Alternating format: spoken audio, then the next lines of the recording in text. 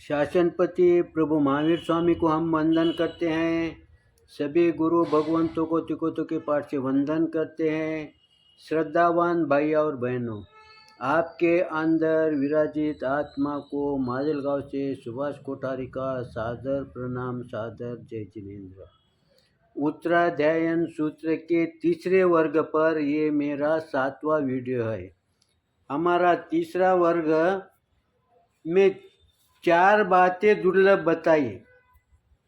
चत्तारी परिमंगानी दुर्लभनीय जंतुनो मानु सत्तम सुई सदा संयममीय वीरियम। मनुष्य जीवन में 4 बातें दुर्लभ बताई है।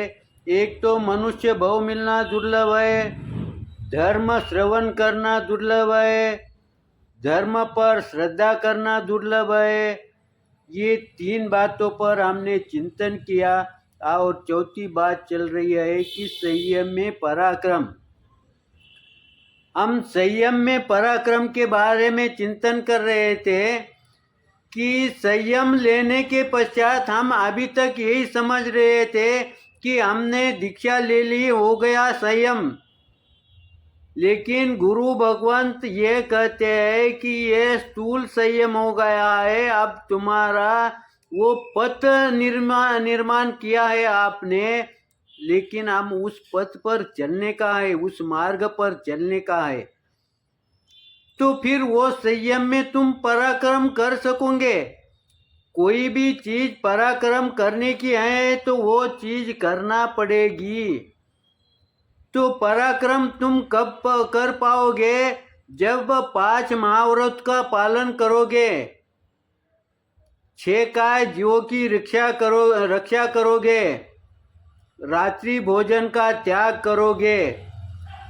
इसके पश्चात इसके जो छोटे नियम हैं, इसके अंदर जो आते हैं वो 33 प्रकार का आता है।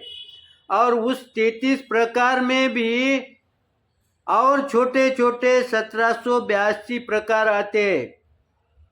जब इनका पालन तुम करोगे तब तुम्हारा शुद्ध संयम होगा, तब तुम्हारे को पराक्रम करने में आसान होगा।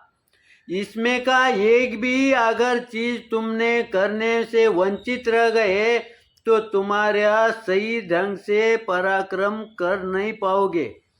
फिर अब ये पराक्रम क्या करने का है? तो गुरु भगवंतों ने उत्तराध्यायन के दूसरे अध्याय में कहा है 22 परिशह। ये 22 परिशह का तुम सही ढंग से पालन कब कर पाओगे? जब तुम इन बातों का अगर पालन करेंगे, ये बात अगर तुमने जीवन के अंदर उतारेंगे, रोज के तुम्हारे आचरण में लाओगे, तब तुम उस 22 परिशह से तुम सही सलामत कर पाओगे, उसमें से तुम सही सलामत निकल पाओगे। नहीं तो हम सही ढंग से वो 22 परिशह का पालन नहीं कर पाएंगे। और गुरु भगवंत ये समझाते हैं पराक्रम यहाँ रुका है क्या? पराक्रम यहाँ नहीं रुका। पराक्रम प्रतिपल आगे बढ़ता जाएगा। जैसा 10वीं कक्षा ने विद्यार्थी ने अगर मेरिट में क्रमांक लिया तो उसको वहाँ रुकना नहीं है, उसको 12th क्लास में भी क्लास लेने का है। वहाँ पर भी तुम्हारे को इससे बड़ा पराक्रम करने का है। वहाँ पर वापस रुकने का है क्या? वहाँ पर भी रुकने का नहीं। उसके आगे जो क्लास होंगी, तुम MBBS होंगे, डॉक्टर होंगे या इंजीनियर होंगे, उस डिग्री के अंदर भी आपको पराक्रम दिखाना पड़ेगा।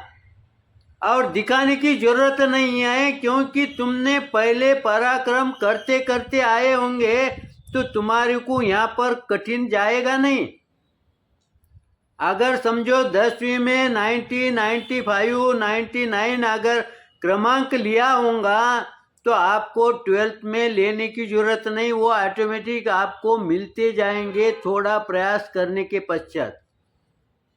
और जैसा ही तुम डिग्री प्राप्त करोगे, जब व्यवहार में उतरोगे, जब सर्विस में उतरोगे, उस समय भी तुम्हारा वो पराक्रम लगातार चालू रहेगा।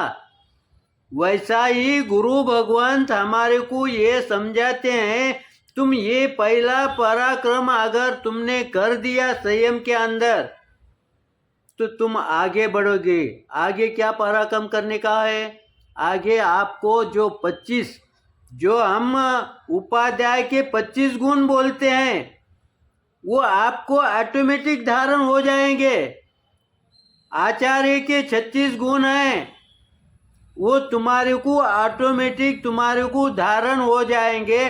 तुम्हारे को वहाँ पर थोड़ा प्रयास करने की जरूरत है, थोड़ा धक्का, थोड़ा ही मनोबल तुम्हारा वहाँ पर परिपक्व रहा तो तुम आगे बढ़ोगे।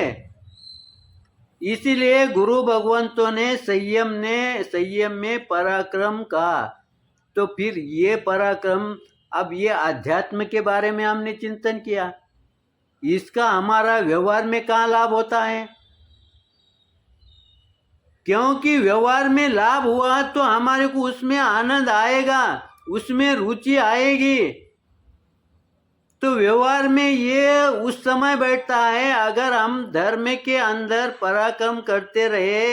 ये जो 22 परिचय है, ये हम पालन करते रहेंगे, तो हम व्यवहार में 22% पालन नहीं करेंगे, लेकिन हमारे को वो ऊर्जा मिलती है।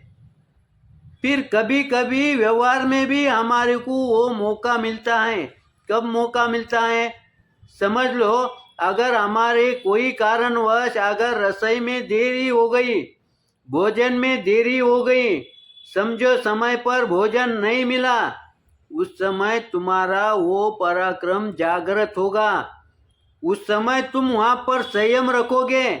अगर ये ज्ञान नहीं होगा तो उस समय आपका क्रोध जागृत होगा, लेकिन यहाँ पर तुम्हारा क्रोध जागृत नहीं होगा, क्योंकि तुम्हारे को ये ज्ञान प्राप्त हो गया कि मेरे को यहाँ पर सहनशीलता दिखाने का है, मेरे को यहाँ पर संयम में आने का है, मेरे को यहाँ पर इस जो क्षुधा वेदना है या जो पानी की प्यास लगी है, उसको वो अगर समय पर नहीं मिला तो वहाँ पर सहनशीलता हमने को धारण करना जरूरी है। और ये धारण आपको ऑटोमेटिक आएगी, क्योंकि आपको ये अध्यात्म में तुमने सहनशीलता वो परिचय जान लिया।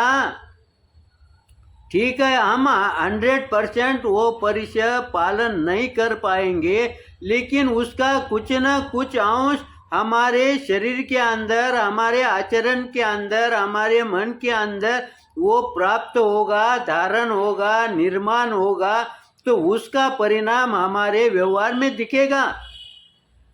फिर जो यहाँ पर जो क्षुधा वेदना हमारे को तकलीफ दे रही है, उस समय तुम्हारा क्रोध अगर जागृत नहीं हुआ, वहाँ पर तुमने क्रोध में संयम धारण किया, तो फिर आप सोचो घर में कलह होगा क्या?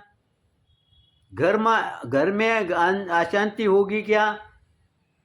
और ये घर में अशांति जाने के लिए हमारे को कितना परिश्रम करना पड़ा। हम स्वयं पर नियंत्रण रख दिए। हम स्वयं पर नियंत्रण रखने के वजह से क्या हो गया? हमारा क्रोध जागृत नहीं हुआ। जागृत हो भी गया तो भी वह क्रोध वहीं रुक गया, वो आगे नहीं बढ़ा। उसके वजह से हमारे व्यवहार के अंदर, हमारे घर के अंदर शांति स्थापित हो गई। हमारा जो भी घर के अंदर जो भाई बहन रहते हैं, उन पर भी ये संस्कार पड़ेंगे। उनके भी ध्यान में ये आएगा कि गलती मेरे से हुई है, लेकिन उस गलती के लिए हमारे माता पिता क्रोध नहीं कर रहे हैं, हमारे सास ससुर क्रोध नहीं कर रहे हैं। इसकी जानकारी उनको होगी तो वो आगे के काम में वो सजग रहेंगे। उनको सजग रहने का कहना नहीं पड़ेगा, उनको बोलना नहीं पड़ेगा। तो इस तरह से अगर तुम ध्यान लेंगे, अगर चिंतन करेंगे, तो तुम्हारा परमार्थ भी सुधरेगा और व्यवहार भी सुधरेगा, तुम्हारी सामायिक भी स्थिर सामायिक होगी और तुम्हारा व्यवहार भी स्थिर होगा। यहाँ पर कोई भी प्रकार की अशांति निर्माण होगी नहीं, क्योंकि जब अशांति निर्माण होगी, जब कलह निर्माण होने का समय आ गया, उसी समय आपने उसको ब्रेक लगा दिया, उसी समय उसको रोक दिया है। इस तरह से अगर हम चिंतन करेंगे तो निश्चित हम आगे बढ़ेंगे।